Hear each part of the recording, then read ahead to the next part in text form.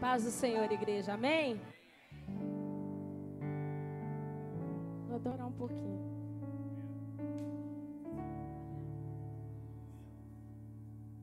Aleluia. Você pode ficar de pé?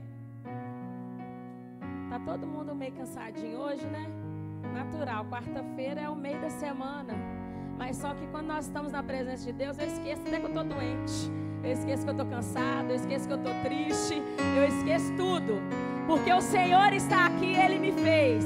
E eu, às vezes, não me conheço, mas Ele me conhece muito bem. Ele te conhece muito bem. E Ele sabe que você está aqui. E há possibilidades para você adorar Ele nessa noite.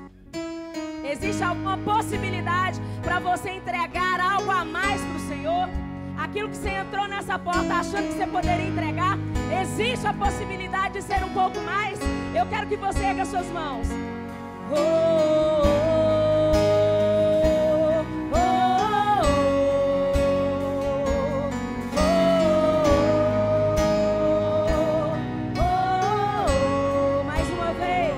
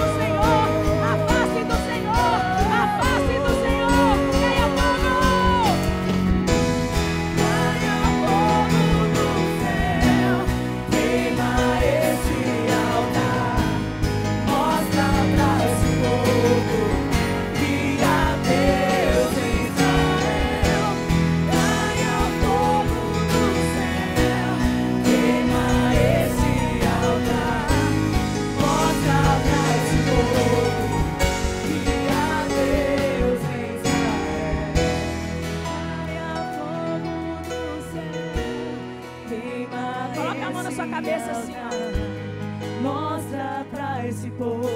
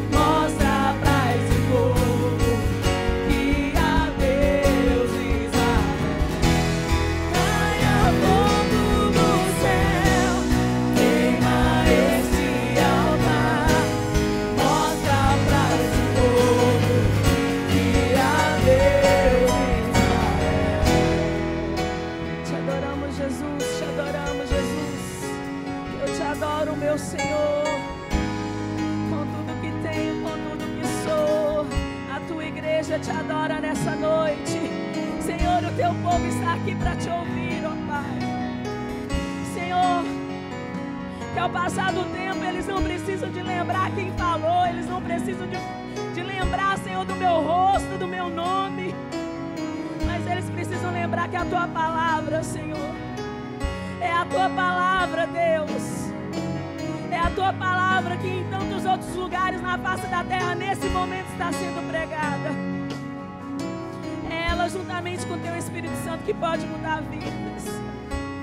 É somente ela que faz, ó Deus, altares destruídos, ó Deus, fumegarem no fogo do teu Espírito Santo. É a tua palavra, Senhor, na nossa vida. Eu te louvo nessa noite. Fala com a tua igreja, em nome do teu Filho amado Jesus. Amém, amém. Adore ao Senhor. Aleluia. Irmãos, peço desculpas, irmãos, por ter me aturado de novo hoje. Amém. Abra comigo a sua Bíblia. Vamos direto àquilo que Deus vai falar conosco. Muito obrigada, pastora Marta, a missionária Renata, que acho que ela não está aqui hoje, pelo convite. Que Deus abençoe a vida de vocês, a toda a igreja, aos nossos pastores. Eu já mandei uma pressão psicológica para os nossos pastores voltar. Estou brincando, irmãos. Mandei, mas eles estão lá por uma necessidade. Amém? Então, a obra precisa deles lá para poder assinar papéis, dar andamento em coisas. E é por isso que eles estão lá, mas já estão de volta. Amém? Nós estamos com saudade deles, né? Quando ela pisa no aeroporto, lá no Valadares, ela fala assim: já estou com saudade, volta, por favor. Ela fala: nem tirei a poeira da estrada ainda. Amigos, abram comigo as suas Bíblias no livro de Josué, capítulo 24. Buscando o Senhor, o que falar nessa campanha, onde muito já se falou sobre altares, sobre fogo, sobre tipos de altares, sobre a vida separada para o Senhor. E eu busquei do Senhor, irmãos, e Deus falou comigo uma palavra simples, mas eu espero que encontre morada no seu coração, que faça diferença na sua vida, assim como fez na minha. E você não se incomode não quando Deus bate muitas vezes na mesma tecla. É porque Ele sabe que a igreja dele precisa de ser lembrada de coisas. E é justamente isso que Deus falou. O tema da mensagem é: um altar com fogo sempre vai ser um altar com história. Um altar com fogo sempre vai ser um altar com história. Amém? Abra comigo o capítulo de Josué, capítulo 24, versículo 15, 14. Amém? Josué 24, 14. Um altar com fogo será sempre um altar com história. Amém? Vamos ler. Agora, pois, temei ao Senhor e servi-o com integridade e fidelidade. Algumas traduções estão com sinceridade e verdade. Deitai fora os deuses, os quais serviram vossos pais além do Eufrates e no Egito, e servi ao Senhor. Porém, se vos parecer mal servir ao Senhor, escolhei hoje a quem sirvais, se aos deuses a quem serviram os vossos pais da além do Eufrates, ou aos deuses dos amorreus cuja terra habitais. Porém, eu e a minha casa serviremos ao Senhor. Amém? Se assente no seu lugar dando glória. Já já você vai entender porque que o tema da mensagem é: um altar com fogo sempre vai ser um altar com história. Então vamos lá começar a prender a sua atenção com uma coisa de hoje. No mundo de hoje, irmãos, está tudo muito evoluído, né? Tudo muito evoluído. A gente tem, cada dia que passa, a ciência faz uma descoberta nova. E aí amanhã, o que a ciência descobriu hoje já está passado, já está evoluído. Não é verdade? Tudo que nós procuramos hoje é facilidade. Eu uso muita expressão: estou na América. E estar na América hoje significa uma praticidade de coisas que talvez você não teria em outro lugar, né? Aqui a gente, lá no Brasil também tem, mas aqui comer feijão cozido na panela de pressão é difícil. Tem a latinha já pronta, já tem o quiabo já picadinho, congelado. Já tem tantas coisas para facilitar a nossa vida. Então, assim, é um mundo, uma gama de coisas que você pode escolher. Porém, tudo que nós fazemos hoje pode ser facilmente documentado. Pode ser fotografado, pode ser filmado. Em alguns lugares é transmitido ao vivo, em tempo real, para todos os lugares do mundo. As pessoas hoje têm uma facilidade muito grande. Antes, quando você vinha para a América e você engravidava, tinha um filho, seus pais lá no Brasil, a família conhecia, depois que o menino já tinha dente, já estava falando, porque mandava uma carta, pegava o navio, pegava o bote, pegava o drone, fazia, até chegar lá. Hoje em dia, não, a sua mãe acompanha cada centímetro da sua barriga e do bebê desenvolvendo, não é verdade? E tudo isso nos ajuda a documentar histórias e a guardar memórias, não é verdade? Só que agora, já que eu trouxe você para o dia de hoje, agora eu vou levar você lá para o Antigo Testamento. Lá não tinha nada disso. Lá o que Deus fazia hoje, amanhã, se não tivesse alguém que lembrasse aquilo que Deus tinha feito, ficaria para trás. Então, tudo que era feito tinha necessidade de ter alguém, uma testemunha ocular, uma testemunha que estava presente para contar e repassar os fatos para outra pessoa ou documentar na escrita. E aí tinha uma pessoa que ficava responsável por contar e se fazer lembrado aquilo que Deus tinha feito. Por que isso, irmãos? Porque a nossa memória, ela é muito frágil e muito fraca. Se eu perguntar hoje para você, o que você almoçou hoje? Quem lembra o que almoçou hoje? Eu não lembro o que eu almocei, mas acho que é porque eu não almocei. Mas hoje nós temos a memória, hoje nós precisamos de remédio para não esquecer. Só que se a pessoa esquece, como que ela vai lembrar de tomar um remédio, não é verdade? E no Antigo Testamento não existia nada disso. As pessoas, elas teriam que lembrar, porque uma pessoa, ou duas pessoas, ou a quantidade que fosse necessária, ela sempre estava se lembrando daquilo que Deus fazia no meio do povo dele. Então Josué, ele foi uma dessas pessoas. No meio de 600 mil homens que foram contados no censo do povo de Israel, assim quando eles saíram do Egito, Josué e Caleb foram as duas únicas pessoas que Deus deixou de uma geração para outra para contar aquilo que Deus havia feito no meio do povo. Por que todo altar com fogo é um altar com memória, com história? Porque a história mantém o fogo aceso na nossa vida. Hoje eu tenho visto tantas pessoas com o fogo apagado em suas vidas porque elas se esquecem facilmente de onde Deus tirou elas, o que Deus fez com a vida delas, como elas estavam, a condição que elas se encontravam quando Deus olhou para ele, quando Jesus estendeu a sua mão.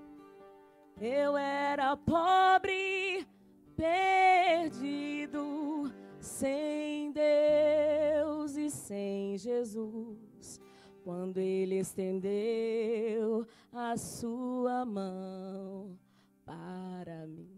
Bem baixo. E é isso que acontece com as nossas vidas. Hoje a palavra do Senhor é para que você se lembre novamente. Sabe quando você dá a volta e sempre cai na mesma coisa? É porque nós precisamos de nos lembrar, irmãos.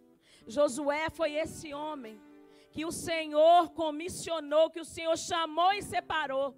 Nos capítulos finais de Deuteronômio, o último livro do Pentateuco, no capítulo 31 até o 34, nós vemos uma transição de gerações, onde Moisés, já vivendo os seus últimos dias, passa para Josué a autonomia e a autoridade para conduzir o povo até a terra da promessa, porque Moisés já sabia que ele não pisaria na terra da promessa, Deus já havia falado com ele. E Josué, ele acompanhou Moisés em muitas coisas. Em todos os milagres, as operações de maravilhas que o Senhor havia realizado através do líder Moisés. Josué estava lá olhando. Estava lá olhando. Eu vou falar de Josué, mas teve Caleb também, tá, irmãos? Mas hoje Josué vai ser o nosso ponto principal da mensagem. E ele estava ali olhando tudo, ele participava de tudo, e ele capturava, ele filtrava tudo. E aí eu posso ver o poder da influência de uma pessoa na nossa vida. Josué, além de ter a chamada de Deus, ele foi influenciado por tudo aquilo de bom que ele via o líder fazendo. Aí hoje a gente fala assim, irmãos, você precisa, escute bem o que eu estou falando, pastora, pode parecer errado. Você tem que ter um referencial maior que é o Senhor. Porque Ele jamais te decepciona, Ele jamais te abandona, Ele jamais te deixa. Mas você precisa de ter um referencial, alguém que você olhe e fala assim, poxa, eu quero ser parecido, eu quero aprender, eu quero chegar até onde essa pessoa chegou. Não com um olhar de cobiça, mas com um olhar de admiração. É tão bonito, hoje em dia nós quase não podemos fazer isso com alguém, porque as pessoas hoje em dia, ou elas estão ao extremo de ter medo, ou elas estão no extremo de achar que todo mundo as inveja. E dentro da casa de Deus, não tem nada demais você achar alguém, nossa, essa pessoa é bacana, vamos ficar junto. Semana passada uma pessoa chegou para mim e falou assim, olha, alguém me falou assim, que eu vou andar com a pessoa sábia e você sabe.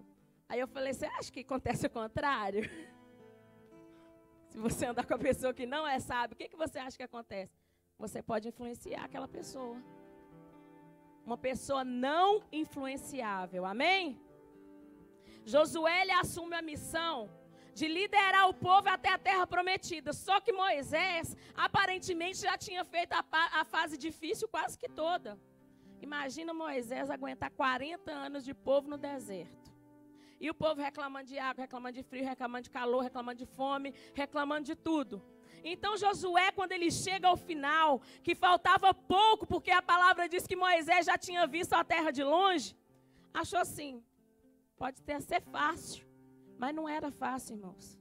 Porque Deus nunca te chama para uma coisa fácil. E por que Deus quer te falar isso? Para você não desistir na primeira provinha, na primeira luta. Hoje em dia a gente vê pessoas que querem ser chamado, quer fazer, só que vem uma gripe, a pessoa pega e desiste daquilo que Deus tem para a vida dela. Irmãos, Deus não te chama para coisas fáceis. Pode até ser aparentemente fácil, mas vai ser muito complexo. Precisa de oração, precisa de santidade, precisa de renúncia. Todas as vezes que eu vi o meu Deus chamar alguém, essa pessoa precisou de abrir mão de algo. Mas Deus não deixa faltar nada para ela. Deus nunca deixa faltar. Ele sempre nos surpreende, amém? E é essa palavra. Josué, a cada 10 pregações que você escuta, 10 pregações exaltam o poder de liderança que esse homem teve. E com razão, ele era organizado. Ele era uma pessoa dedicada, ele tinha compromisso com a obra de Deus, ele tinha coragem, ele era uma pessoa de fé. Então, o que tinha de errado com Josué? Aparentemente nada, a única coisa que ele carregava de errado, ou que a natureza que ele carregava, porque ele era homem, como todos nós somos. E eu insisto em falar para você, o Senhor separou os seres humanos para fazer a obra dele. Ele chamou você, ele escolheu você. E não pense você que quando ele te escolheu, quando ele olhou lá do céu e falou assim, eu vou usar a Ivanise. Ele não viu em mim uma mulher maravilha, uma super heroína. Quando ele escolheu a pastora Marta, ele não viu nela uma pessoa completamente infalível. Não. O que a palavra diz em Coríntios, 2 Coríntios? Temos, porém, em nós, vaso de barro, o tesouro muito excelente, para que a glória seja dele, não nossa.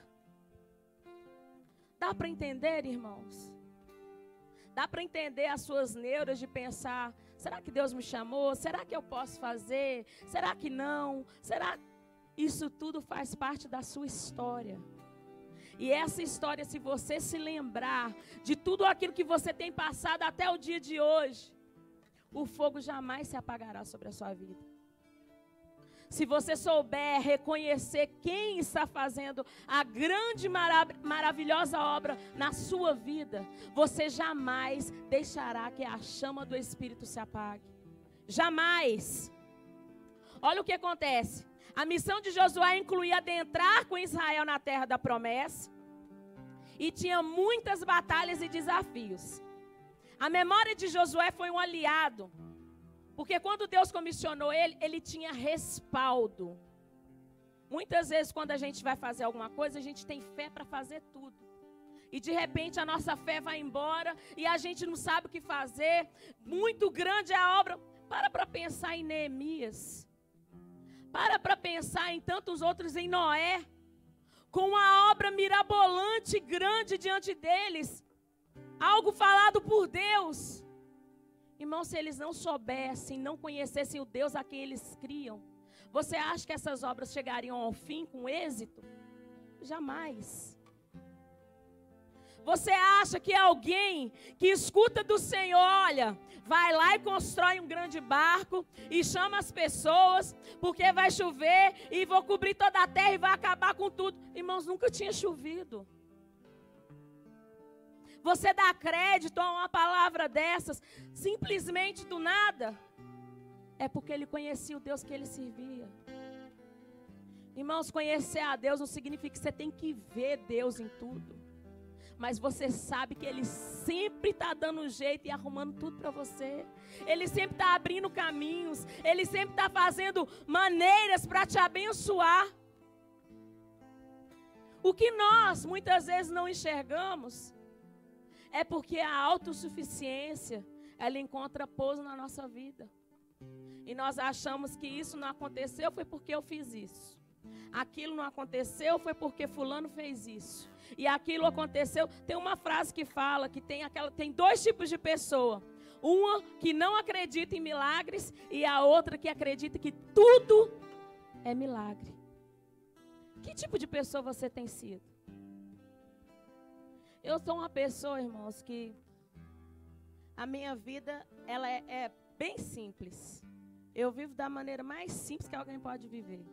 Eu tento resolver as minhas neuras, as minhas questões, as minhas dúvidas. Muitas vezes se expor de uma forma clara. Mas só que eu vejo a mão de Deus em praticamente tudo na minha vida.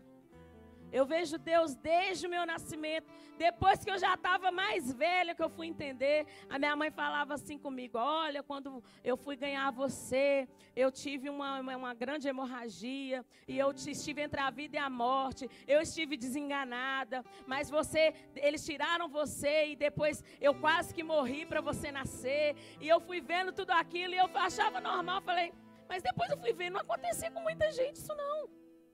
Eu vi que não aconteceu, eu falei assim, Deus, o Senhor fez um milagre. Para eu nascer, o Senhor fez um milagre, poupando a vida da minha mãe. E eu fico imaginando, como que eu ia crescer sem minha mãe? Não tinha como. Mas o Senhor, Ele fez esse milagre na minha vida. E eu tenho certeza que se você buscar na sua memória aí, você vai olhar com outros olhos e vai falar, isso foi um milagre do Senhor. Isso não foi eu, isso não foi alguém que fez, isso foi a mão do Todo-Poderoso na minha vida. É porque a gente às vezes acha que as circunstâncias, elas mudam sozinha. Tem gente que acredita em destino. Eu acredito na mão de Deus, que já sabe, já decretou uma história de futuro, de vitória para a minha vida, para a sua vida nessa noite em nome de Jesus. Você precisa simplesmente começar a trilhar por esse caminho. Amém? Então nós precisamos manter viva a nossa memória com Deus. E Deus, Ele usa, irmãos, de estratégias que aos olhos humanos parece que não vai dar certo. Imagina Josué, que já tinha visto Moisés abrir o mar com cajado. Ele já tinha visto ele mesmo já tinha aberto o mar também, o Rio Jordão. Ele já tinha visto um povo, já tinha ouvido Um povo dá 13 voltas em volta de uma cidade. Um povo que não tinha preparo militar. Um povo que não tinha um exército formado. Um povo que não tinha armas adequadas. Um povo que não sabia nem do que se tratava. Mas através, debaixo do comando do Senhor, o Deus Todo-Poderoso, general de guerra, ele falou com eles: deem a volta durante 6 dias. No último dia, dão 7 voltas. Toquem a trombeta, gritem, dêem um grito de guerra. E aquela cidade foi entregue nas mãos deles. É esse o Deus que eu sirvo, irmãos. É esse o Deus que eu sirvo. Um Deus que pega um povo despreparado e faz vencedor. Debaixo de obediência, sob a liderança de Josué, o povo só experimentou vitória. Mas eles tiveram uma derrota, uma frustração na verdade. Quando eles foram tomar a terra de Ai, os amorreus, o Senhor disse para eles para exterminar o povo e deixar tudo lá, não pegar nada. Mas aí tinha um que achou bonita alguma coisa que estava lá no meio do terreno do inimigo. E ele falou assim: vou pegar, ninguém vai perceber.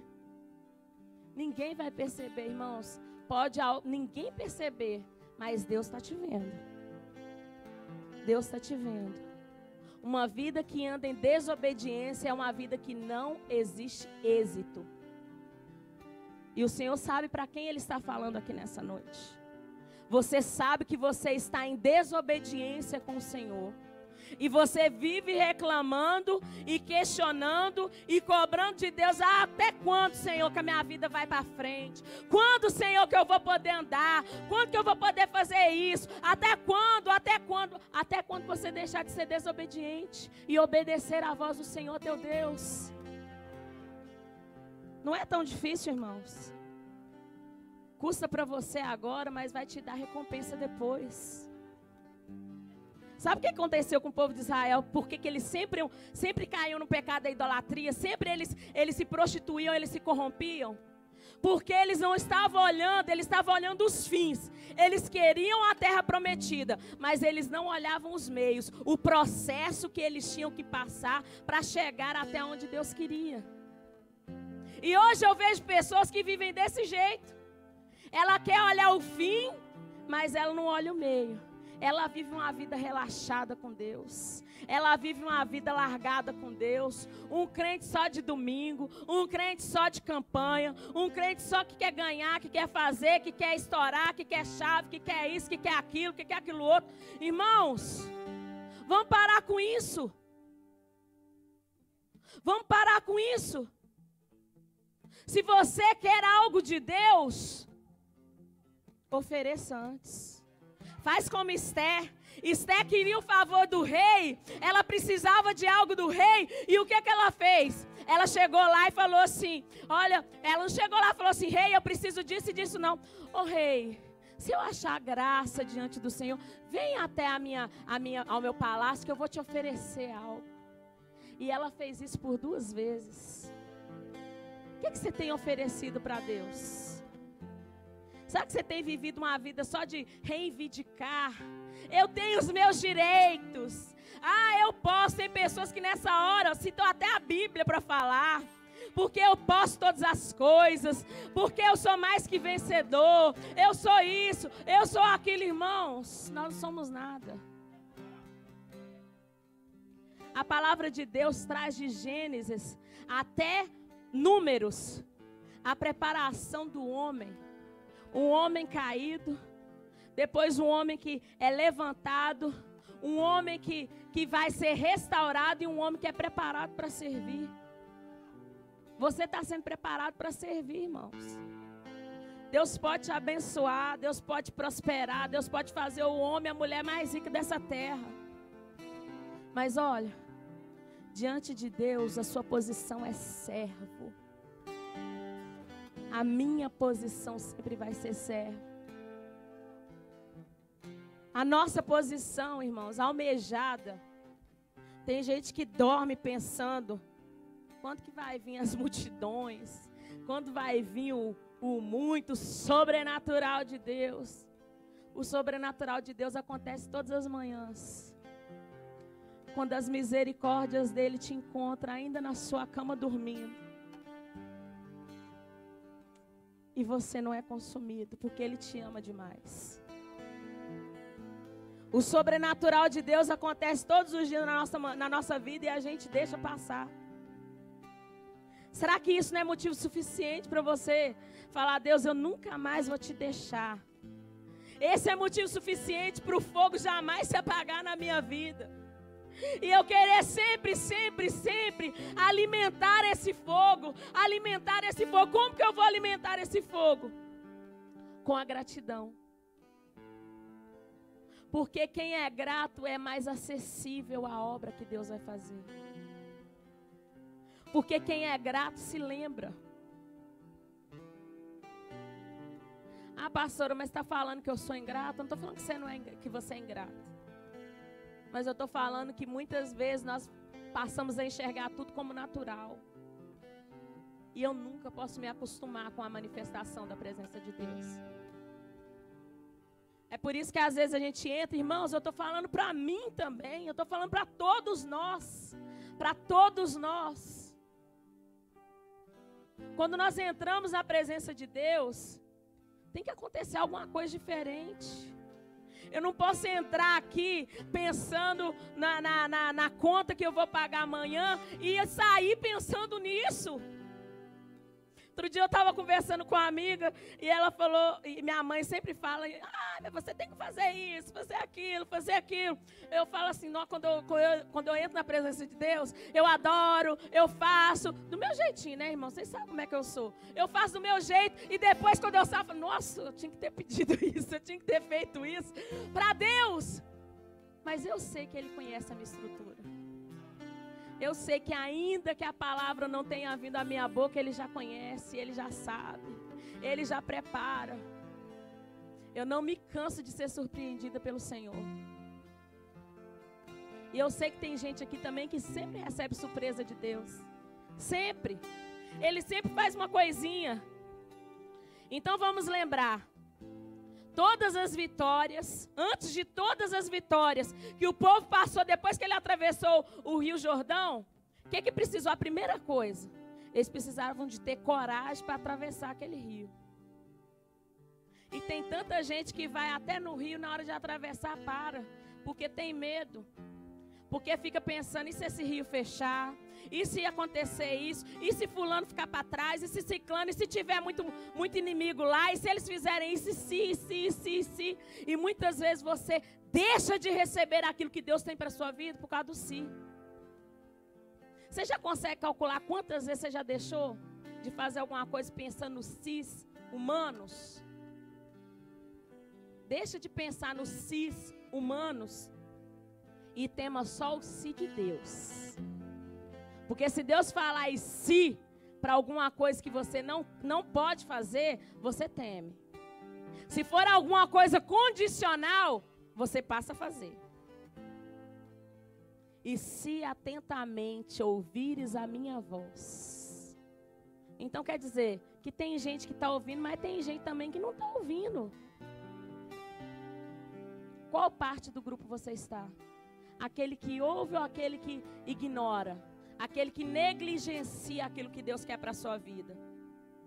Josué, no último capítulo da história, da sua história do livro, né, de Josué, ele faz uma assembleia com o povo. E aí a história que eu li aqui. Ele faz uma assembleia com o povo, reúne o povo e ele começa a catalogar. Ele começa a falar para o povo todas as vitórias, todos os episódios, todos os eventos que Deus esteve com aquele povo. E ele começa a falar desde Abraão, e vai falando, e Deus não foi com vocês, e Deus não fez isso, e Deus não fez aquilo. Sabe por quê, irmãos? Porque nós estávamos, 2 gerações haviam passado até que esse povo que ele conduziu à terra, estivesse à frente dele. O povo estava tendo um misto de esquecer, porque os mais velhos tinham morrido. E eles estavam ansiosos com aquilo que estava à frente deles. Eles não sabiam o que esperar. Um povo que estava assustado, passando pelo deserto, já tinha visto muita manifestação de Deus, mas também já tinha errado muitas vezes. Muitas vezes com Moisés, Moisés precisou de ficar bravo lá e falar: povo, adorar ao Senhor, servir ao Senhor, tira do meio de nós, de vós, todos os deuses, todas as estátuas. Israel sempre foi assim. E Josué, a palavra diz, os historiadores dizem que sob o comando de Josué, foi o único tempo que Israel andou na risca. Porque Josué, ele sempre estava falando sobre santidade. Santificai-vos, santificai-vos, porque amanhã o Senhor fará maravilhas no meio de vós. Há conserto de vida quando nós sempre andamos com essa palavra na nossa mente, com essa palavra no nosso coração.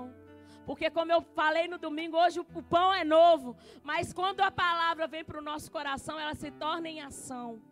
E nós passamos a praticar aquilo que nós temos no nosso coração.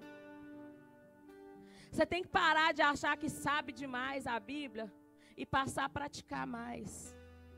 Você já viu pessoas que você vai falar a palavra para ele conhece de cabo a rabo a palavra, mas praticar zero. Não faz. Não faz. Irmãos, a palavra não vai trazer mudança de vida se você conhecer. Ela vai trazer mudança de vida se você praticar. Então, Josué e Caleb, eu quero colocar eles aqui como um altar que tinha um fogo aceso. Eles se lembravam. Eles tinham a memória fresca daquilo que Deus tinha feito por eles. E eles não... Tem gente que... Você já viu pessoas que abandonam o Senhor se uma coisa na vida deles dá errado? Deus faz tudo certo, muitos livramentos, tira a pessoa da garra da morte. Aí acontece uma coisa errada que ele pediu, a pessoa pega e faz beicinho com Deus. Não quero mais, estou de mal, Belém, vira as costas. Aí, a roupa que ela usava para vir adorar a Deus, ela vai para a balada. Os pés que antes caminhavam em direção à presença do Senhor, caminham a passos largos para a morte e destruição. Porque é isso que a minha palavra diz. Eu não estou sendo exagerada. Eu estou falando o que a palavra diz. O Senhor, essa é uma palavra que sempre vai estar nos meus lábios.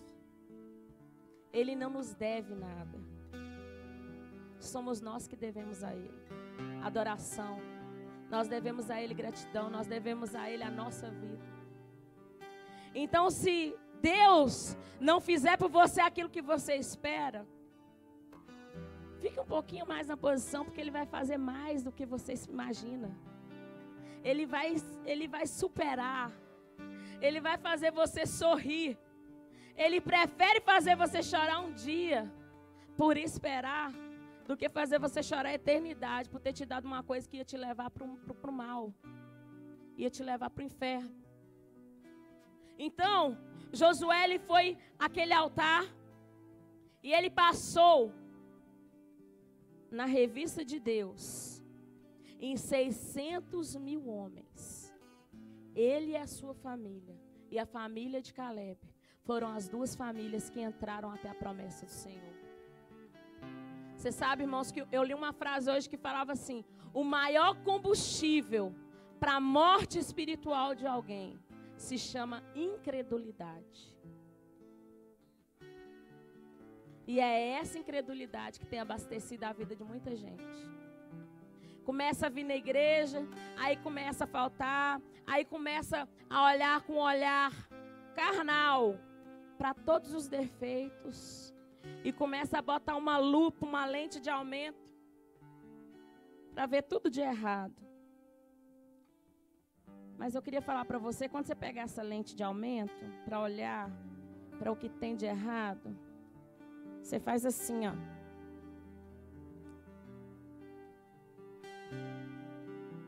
Olha para você.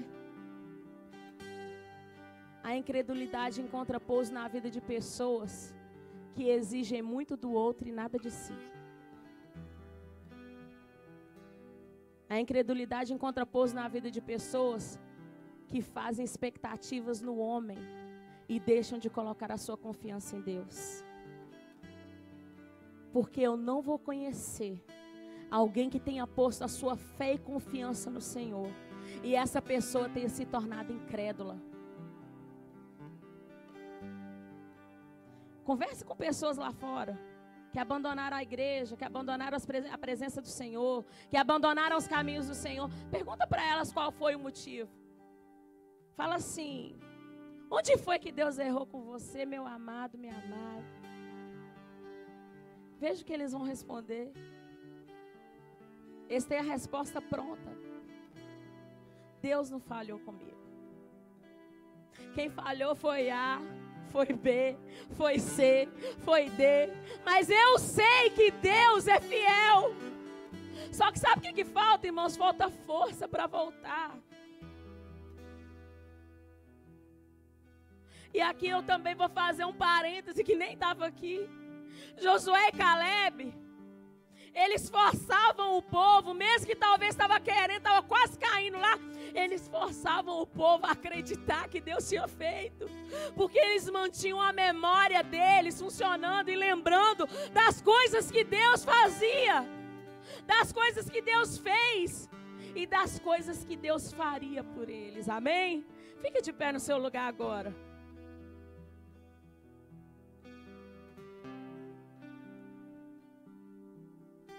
Então, nesse capítulo, Josué desafia o povo a tomar um posicionamento. E aí, no capítulo, no versículo 14, ele fala de uma forma imperativa. E olha o que ele diz: temei ao Senhor, temei ao Senhor, servi com sinceridade. É imperativo, serve Ele com sinceridade, com verdade. Tira do meio de vocês os deuses dos seus pais, todo altar de idolatria, tira do meio de vocês. Irmãos, entenda que hoje nós não consideramos idolatria somente deuses feitos de madeira, de gesso, de barro. Hoje pode ser idolatria para você o seu trabalho. Pode ser idolatria para você o seu esposo, a sua esposa, o seu filho, a sua filha. Algo que você tem e que você deixa, às vezes, de adorar a Deus por causa daquilo. É preciso retirar do meio de nós. Eu idolatro, mas é uma palavra muito pesada. Não idolatra, eu amo. Deus manda eu cuidar com amor. Mas John Wesley falou assim: olha, me dá 100 homens que temam a Deus e que não amem nada nem ninguém mais que a Deus, e eu vou transformar o mundo. Deus mandou eu amar. Mas se Deus te pedir isso, como Ele pediu para Abraão, se Deus pedir para você o seu Isaac, será que você vai cochear? Será que você vai pensar? Depois que ele fala isso, ele ainda dá direito de escolher. Ele fala assim: escolhei hoje.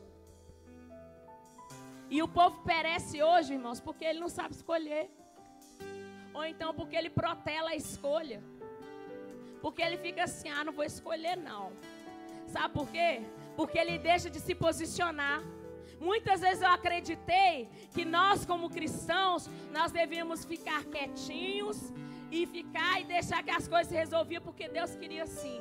Mas hoje eu já mudei minha mente. A igreja precisa de se posicionar, porque no silêncio muitas pessoas ficarão perdidas, mas com a voz de autoridade que emana da igreja, através debaixo da autoridade que o Senhor nos deu, nós podemos ser porta-vozes da voz do Senhor para o mundo lá fora. Você não tem que ficar calado não, irmãos. Está entrando um ecumenismo para dentro de todas as igrejas. E nós vemos pessoas preocupadas a agradar a todos e desagradando ao dono da igreja. E nós não podemos aceitar. Nós não podemos nos calar. Josué fala: escolhei. E ele ainda diz com urgência: escolhei, mas escolhei hoje. É a urgência do Senhor nos dias de hoje. Não é escolher amanhã, não é escolher quando você estiver na terceira idade, não é escolher agora quem você quer servir. Em 1 Reis diz: até quando cocheareis entre dois pensamentos? Se o Senhor é Deus, mas se Baal é Deus. E o povo, o que o povo fez? O povo não respondeu. Porque no silêncio o povo pensa que está ganhando tempo, mas ele está perdendo tempo. E quanto tempo você já perdeu até hoje? Quanto tempo eu já perdi? Quanto tempo você já perdeu achando assim: ah, não vou assumir um compromisso com Deus agora não, que eu vou curtir minha vida, eu vou fazer isso, ah, o meu ministério pode esperar, ah, não, esse negócio de ficar estudando a palavra para pregar, porque talvez Deus já usou pessoas para falar com você, você vai ser pregador da palavra, você vai ser levita, mas só que tudo isso exige uma renúncia. Exige que a sua carne não doa mais. Porque tem gente que é tão vivo, que quando toca nele, dói. E ele quer revidar, ele quer justificar, ele quer falar, ele quer ter direito de resposta. Mas hoje em dia está chegando o dia que Deus não está usando quem está vivo, Deus está usando quem está morto. Quem está morto, morrer para a minha vontade, morrer para o meu desejo, morrer para mim, para as minhas justificativas. Eu não preciso de me justificar, porque já não dói mais. Quem toca em mim está tocando em Deus. Quem toca na sua vida está tocando no Senhor. Não tente consertar coisas, irmãos. Esse papel é do Senhor. Esse papel é de Deus. Escolhei hoje. E a palavra em Hebreus 4, versículo 7 diz: se ouvirdes a voz do Senhor, não endureçais o vosso coração. É um combo, uma coisa leva a outra. A incredulidade endurece o meu coração, ela esfria os meus sentimentos, ela cega os meus olhos, ela encolhe as minhas mãos. E é de tudo isso que eu preciso para exercer aquilo que Deus confiou a mim. Eu preciso de visão perfeita para enxergar. Eu preciso de ter minhas mãos estendidas para ajudar aquele que está lá fora. Eu preciso de ter meus pés caminhando em direção, quão formosos são os pés daqueles que anunciam a boas novas. Eu preciso de tudo isso. Não endureça o seu coração nesse dia. Amém? Um propósito definido. Então você vai escolher entre Deus, ou você vai escolher entre os deuses dos seus pais, os amorreus. Você tem um propósito na sua vida? Você sabe o propósito da sua vida nessa noite? Aquilo que Deus te chamou, você entende? Você entende e você valoriza aquilo que Deus chamou você para fazer? Tem gente que vem na igreja só para ganhar, mas eu acho que a pessoa não acredita mais que tem céu.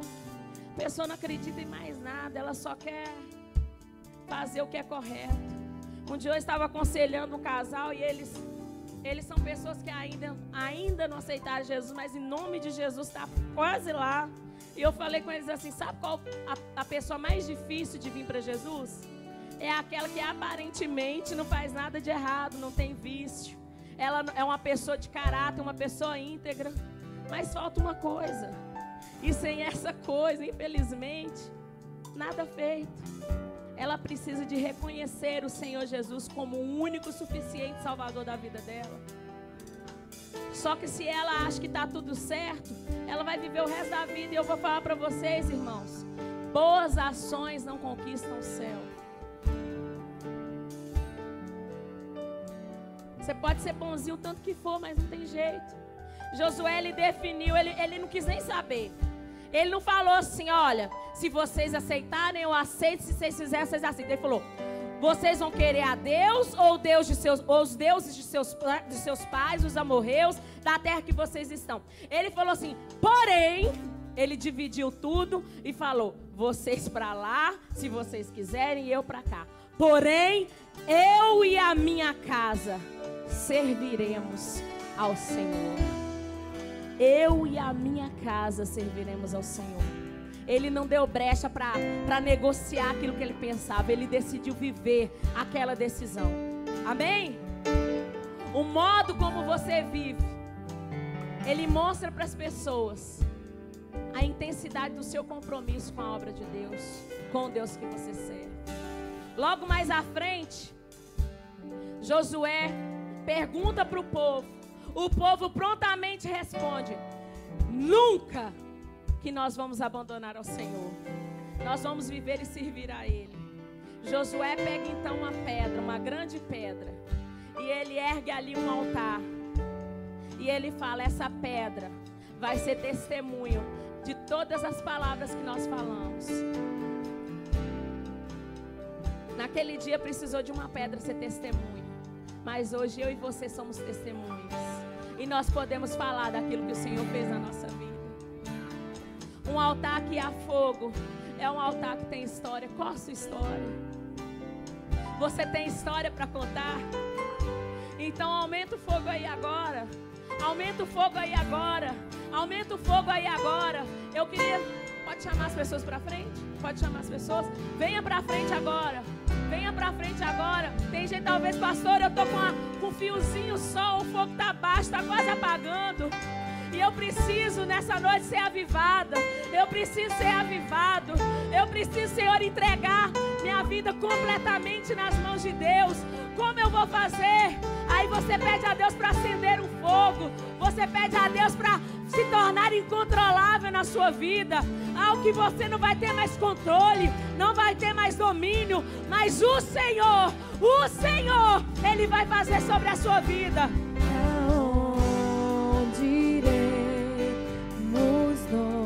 Não tem lugar, Senhor, para irmos.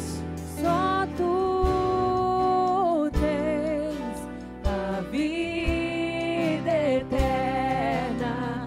Pode chegar mais à frente, irmãos. Onde iremos nós? Só Tu tens a vida. Eu queria saber se nessa noite, eu sei que culto de libertação, mas eu acho que o Senhor não deixa eu pregar se eu não fizer isso. Eu queria saber se existe alguém aqui nessa noite que quer voltar aos caminhos do Senhor. Ou talvez você ainda não tomou essa decisão e você quer tomar essa decisão hoje. Eu queria que você erguesse as suas mãos onde você está. Você quer recomeçar de novo uma história com Deus. Talvez você deixou essa história ser interrompida por uma decepção, por uma história inacabada. Mas hoje o Senhor está aqui. E Ele não despreza a sua história. Ele não despreza tudo aquilo que você viveu com Ele. Muitas vezes somos nós que desprezamos. Nós que rejeitamos a história que Deus tem com a nossa vida. Mas hoje eu quero saber se existe alguém aqui nessa noite que quer consertar, quer fazer de novo, quer ter o altar com a chama do Espírito Santo fumegando aí no nível alto. Existe alguém aqui nessa noite? Existe alguém que quer recomeçar, que quer fazer de novo? Eu fiz errado, mas eu vou consertar. Nós precisamos resgatar a nossa posição, irmãos. A nossa posição para a história dessa geração. O cristão não vive só para ele. O cristão vive para uma geração. Porque foi através da história de muitos cristãos, de muitas pessoas que serviam a Deus, que essa palavra foi escrita, inspirada por Deus. mas com o exemplo de todas essas pessoas que não negociaram a sua fé, com pessoas que foram fortes, corajosos, que não temeram as lutas. Existe alguém nessa noite?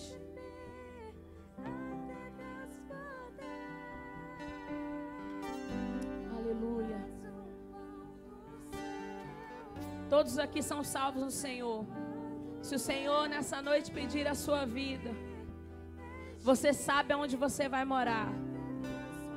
Você sabe para onde você vai. Você sabe o destino da sua alma. Amém. Amém.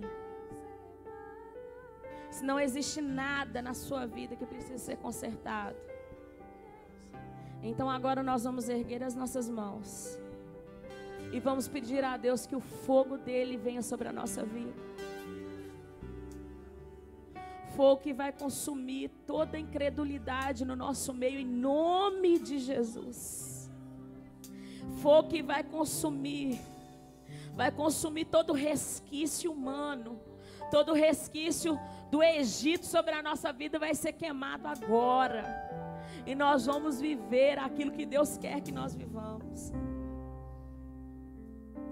Senhor amado, Pai, a tua igreja está aqui nessa noite. Deus, cada pessoa que está aqui no teu altar, ó Pai, Senhor, que busca algo do Senhor, eu peço a Ti agora, passe com a Tua revista no nosso meio, sobre a nossa vida, sobre o nosso coração, Senhor, sobre a nossa mente, Pai, sobre esses objetos aqui no Teu altar, Senhor. Espírito Santo de Deus, vem com Teu fogo agora, Senhor, transborda a nossa vida, Senhor, muda o nosso caráter, muda a nossa mente, muda, Senhor, a nossa forma de falar, a nossa forma de pensar, de agir, ó Deus, até transbordar, Deus, até transbordar, até transbordar.